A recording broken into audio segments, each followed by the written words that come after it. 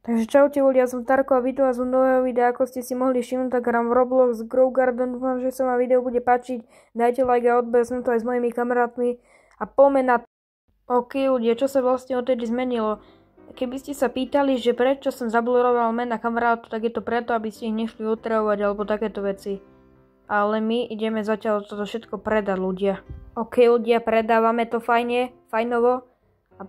A som zvedavý, že za koľko to predáme. Ľudia, my máme 57 000, ako je to dosť málo, ale tak čo už narobíte, viete ako. OK, ešte toto popredávam a potom sa vám ozvem.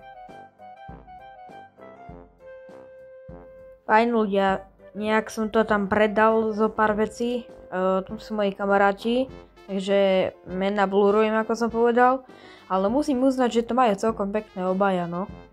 OK, ľudia, môžete si všimnúť, že sme to popredávali všetko a môžeme ísť ďalej. OK, ľudia, našiel som na záhradke ešte nejaké veci, takže to aj to popredávam a tak. OK, ľudia, bol som to znova predať a ako zatiaľ, OK, ľudia, predávam to, takže to predám, som zvedavý za koľko. OK, ľudia, máme už 57 400, takže to je super. OK, ľudia, zakúpené semienka si zasadím niečo. Ľudia, ale títo moji kamaráti to majú strašne pekné, ľudia. Tá škoda, že vám to nemôžem ukázať. OK, ľudia, pozbierame toto a pôjdeme to fajnovo predať. OK, ľudia, som to fajne predal a môžeme ísť znova do mojej farmy.